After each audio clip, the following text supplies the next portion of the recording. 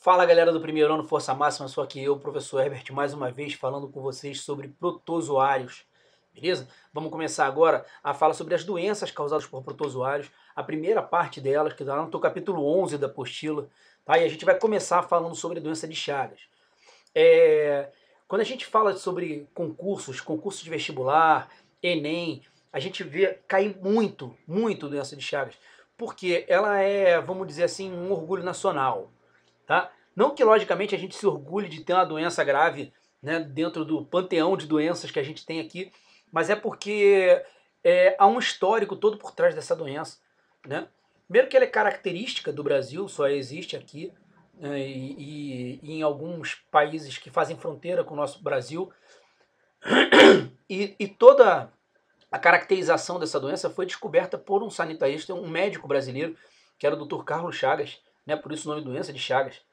E quando ele descobriu o causador da doença, que é o Trypanosoma cruzi, ele, para dar o nome do Trypanosoma, ele homenageou um dos maiores sanitaristas que a gente já teve, que foi o Dr. Oswaldo Cruz, né? Então, assim, todo o histórico dessa doença, das pesquisas sobre ela, acabam envolvendo médicos brasileiros, então a gente tem um certo orgulho da ciência ter se desenvolvido bastante durante essa época, tá? Então, assim, o Trypanosoma é um protozoário flagelado, você está vendo aí pela imagem, né, o flagelozinho dele ali, que ele usa para se locomover, e ele infecta o sangue, tá? Ele é um parasita do sangue.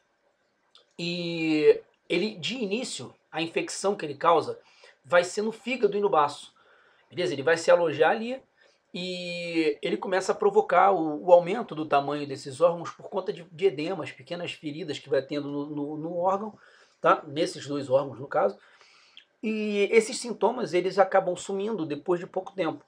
Então, quer dizer, a pessoa acha que está curada, vai embora para casa, não procura mais atendimento, e é difícil você ligar justamente esse tipo de sintoma inicial com a própria doença de Chagas, porque ele também é sintoma de outras doenças. Então, até saber qual é o diagnóstico correto, já passou o sintoma, o cara já foi para casa, já largou o médico, já não faz mais tipo de tratamento nenhum, né?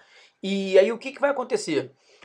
Depois de um tempo, vai voltar a ter um problema com o parasita, porque ele vai infectar as células cardíacas, e aí sim começa uma infecção bem mais grave, porque quando ele começa a provocar feridas na parede do coração, essas feridas são irreversíveis, tá? Vai provocar megalocardíaca, um aumento do tamanho do coração, e isso é seguido de arritmias que podem levar o cara à morte, por parada cardíaca. Tá? Tem remédio, mas o remédio não é cura, é tratamento, ele vai ter que tomar remédio para a vida inteira, né? E mesmo assim está arriscado a ele ter algum tipo de complicação, principalmente no coração, tá? Quem transmite a doença é esse carinha aí, tá? Que é o barbeiro, beleza? É um percevejo desse gênero Triatoma ou Triatoma infestans. Na verdade são vários tipos de barbeiro, tá? E todos eles são capazes de transmitir o parasita. Por quê? Essa espécie é hematófaga. Ela suga sangue, tá? Se alimenta de sangue. E sangue de mamíferos, não precisa ser só do homem, pode ser de capivaras, de gambá, tatu, não importa. São animais que também servem como fonte de alimento para o barbeiro, tá? E aí o que acontece? Quando ele suga o sangue de alguém que está infectado, ele acaba sugando o parasita e armazenando esse parasita dentro do tubo digestório dele. E aí, o que acontece? Quando a pessoa é picada, normalmente o inseto libera as fezes para poder caber mais sangue dentro do tubo digestório dele.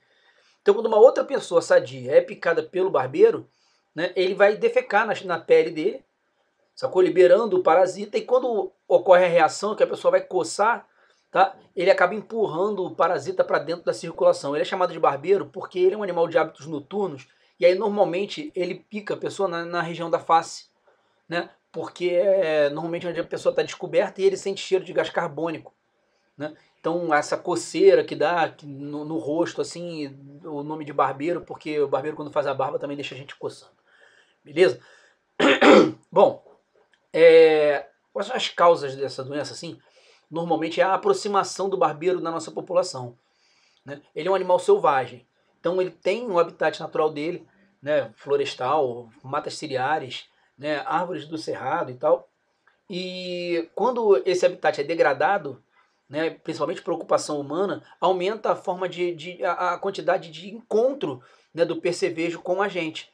E aí, tipo, a gente agrava ainda mais a situação porque nessas áreas onde há maior incidência existem esse tipo de moradia aqui, que são as que a gente chama de casa de pau a pique, que ela é feita com barro e bambu e madeira, né, entrelaçado assim, e isso forma frestas onde o barbeiro se esconde.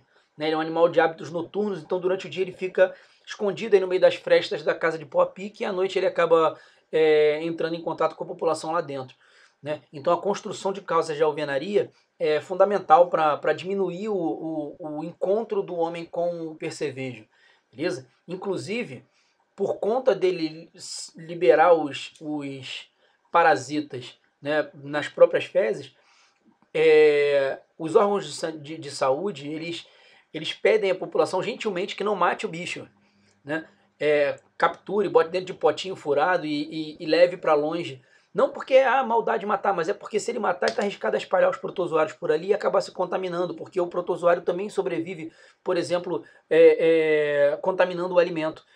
E já foram registrados vários casos de contaminação de pessoas que se alimentaram de caldo de cana, açaí, né? Porque o barbeiro ele vai procurar os buraquinhos pelo meio das frutinhas do açaí, né? Dos coquinhos do açaí, aquelas frestas que ficam entre as treliças de cana, né? E quando o cara vai moer a cana, moer o açaí, ele acaba moendo o barbeiro junto, o cara ingere o protozoário e acaba adquirindo a doença também. Então, manejar corretamente esses alimentos, estocar corretamente, sempre com muita higiene e tal, é fundamental para evitar isso daí.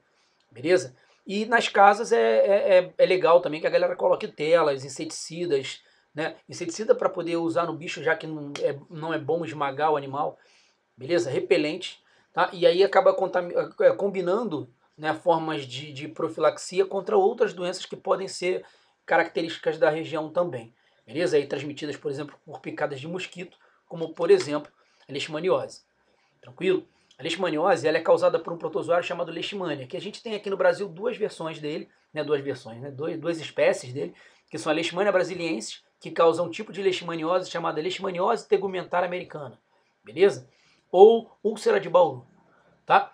E a leishmania chagas, que causa a leishmania visceral americana, tá? Ou calazar, febre dum-dum serve também para esse tipo de doença. Eles são protozoários bem parecidos, tá? A gente, na verdade, vai diferenciar os caras pelo local que ele está contaminando. Esse aí, por acaso da foto, é a Leishmania brasiliensis.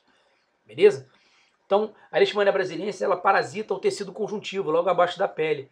Então, ela provoca umas úlceras, umas feridas na pele que se abrem assim, e são muito difíceis, demoram muito a cicatrizar.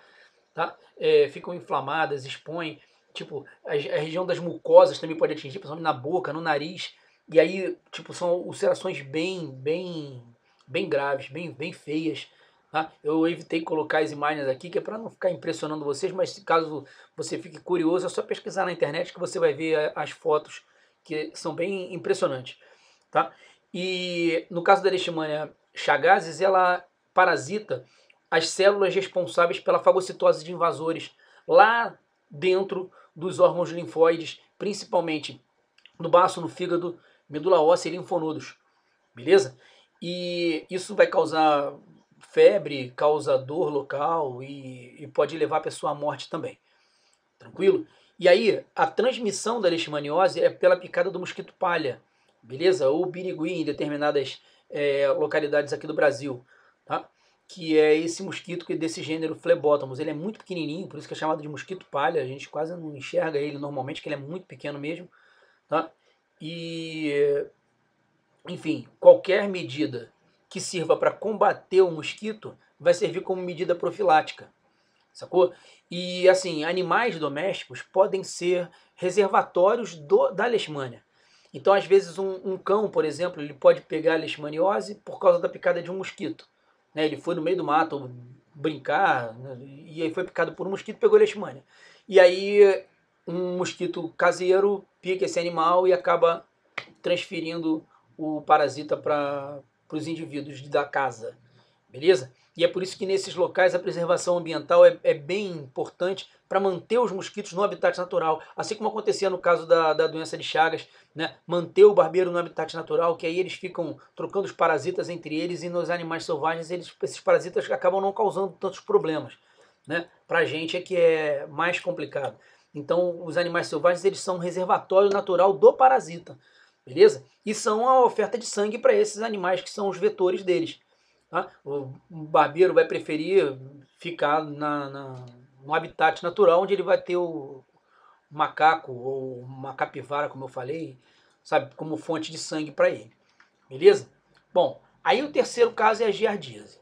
Né? A giardia intestinalis, ela é um parasita do intestino, como o próprio nome está dizendo, tá? E também é um protozoário flagelado. Aliás, hoje a gente vai falar só sobre protozoários flagelados, tá?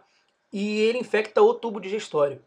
Normalmente, né, tipo cerca de um terço das pessoas não tem nada por conta desse parasita. Né? Ele ingere o parasita e o parasita está lá, sobrevive e daqui a pouco ele vai embora, a gente mesmo elimina e ele não causa sintoma nenhum. Mas quando causa, vem diarreia forte, enjoo, dores abdominais, né? E você está vendo que esse tipo de sintoma é sintoma de zilhões de outras doenças intestinais, né? Várias infecções intestinais provocadas por bactérias, por outros protozoários, também causam os mesmos sintomas. E não é um tipo de doença muito comum. Então, quando a pessoa começa a ter os sintomas mais graves da giardíase, isso acaba fazendo com que a pessoa possa ser levada à morte, né? Por conta simplesmente dele não ter conseguido fazer o diagnóstico da giardíase a tempo. Sabendo que a giardíase, beleza, existem vários remédios que provocam a fuga dos parasitas, né? Tipo, tem um que o nome eu adoro, que é o Anita, né?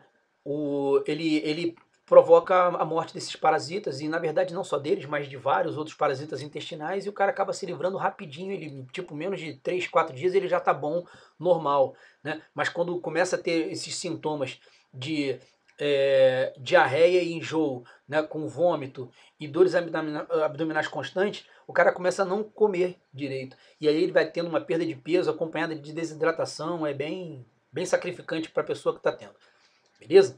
E aí a contaminação é pela ingestão dos cistos desse protozoário. Ele tem duas formas. Tá? Ele tem a forma de trofozoito, que é a forma infectante, né? E a forma de cisto, que é a forma que você se contamina. Tá? O trofozoito é o animal ativo. É o protozoário ativo. Eu vou botar o ciclo aqui para você dar uma olhada. Olha só. Ele está lá no tubo digestório, vou apontar aqui com o mouse para ficar mais fácil. Está no tubo digestório, e no tubo digestório ele começa a se reproduzir. Beleza? Se reproduzindo, ele vai gerar mais novos parasitas. Eu falei 1/3 não tem sintoma, na verdade 2/3 não tem sintomas. 1/3 é que tem sintoma. Tá? E aí esses trofozoitos vão acabar seguindo o caminho do tubo digestório direto para dentro do intestino grosso. E aí no intestino grosso eles começam a se encistar. Eles formam um cisto, que é como se fosse uma cápsula protetora. Tá? E aí vão ser eliminados nas fezes, tanto trofozoitos quanto os cistos. Só que fora do corpo, só os cistos sobrevivem. E aí eles acabam contaminando a água, os alimentos. Eles ficam por horas, dias, às vezes, na água gelada, por exemplo. Tá? Você pode pegar a água, botar na geladeira, que esse parasita não morre. E aí quando o cara beber a água contaminada, ele acaba ingerindo o parasita, tá? Que, na forma do cisto, obviamente, que aí quando chega no tubo digestório, ele vira de novo trofozoitos. Sacou? Então o cisto é só uma forma dele se proteger contra a morte mesmo, fazendo uma cápsula protetora ali. E aí, quais são as medidas profiláticas disso? Como é que a gente pode fazer para se prevenir disso? Primeiro, uma medida que assim não deve partir de nós, porque não temos culpa, né? Que é o saneamento básico. O saneamento básico ele deve ser ofertado pelo governo, não tem jeito. Não é a gente que vai fazer a obra para recolher esgoto da casa, é o governo que tem que fazer a obra de recolhimento do esgoto. Porque você tem que cair numa rede que não contamine a água que está disponível para a população de novo. Né? Então, locais, normalmente cidades do interior, né, são mais afetadas por esse tipo de doença. Tá? Não estou dizendo que sejam as únicas, eu estou dizendo que são mais afetadas. por conta das condições de sobrevivência da galera, beleza? Então a falta de saneamento básico é um item tipo fundamental para poder aumentar a incidência dessas doenças, então tem que ter, beleza? Higiene pessoal, lavar a mão, sacou? Lavar os alimentos, mas tipo usar água fervida para fazer isso. Né? Hoje a gente tem aí, a gente está vivendo um período pandêmico e tal, onde a gente tem usado bastante álcool em gel, lavado bem as mãos, a gente está vendo a importância disso, porque a gente carrega parasita para tudo quanto é lado nas mãos e aí não é diferente com a giardíase, beleza? E para a gente finalizar, a tricomoníase, né? Que é provocada por um parasita chamado Trichomonas vaginalis. O nome já está dizendo vaginalis porque ele habita normalmente a vagina, tá? É um protozoário flagelado também. E eu falei que habita normalmente a vagina porque, na verdade, o homem também tem, mas na maioria das vezes, na imensa maioria das vezes, no homem ele não causa nada, beleza? É uma doença que é sexualmente transmissível, tá? Então o homem às vezes porta o parasita, não tem sintoma, tá? Quando tem, normalmente é numa situação de oportunismo desse parasita, que acaba se proliferando em maior concentração, maior quantidade, mas quando aparecem os sintomas é dor e ardência a urinar, tá? Mas não é uma dor excruciante, tá? Aquela dorzinha que quando o cara tá fazendo xixi, ele sente, depois que passou o xixi, ele para a dor. Então, agora, na mulher, ele se aloja dentro da vagina, normalmente no canal vaginal, e aí começa a provocar mais infecções, né? Provoca edema, vermelhidão na vulva, pode provocar inflamação no colo do útero, aquele corrimento vaginal começa a acontecer em maior quantidade, coceira, bastante coceira, e a dor ao urinar também é mais frequente. Tá? Essas infecções urinárias na mulher, elas são mais frequentes do que no homem. Tá? E, assim, para se prevenir, principalmente o uso de preservativo. Tá? Tanto a camisinha masculina quanto a feminina, eles bloqueiam a passagem do parasita, evitando a contaminação entre os indivíduos. Beleza? Então é isso, galera. Valeu, muito obrigado. Tá? Na próxima vez a gente está aí de novo.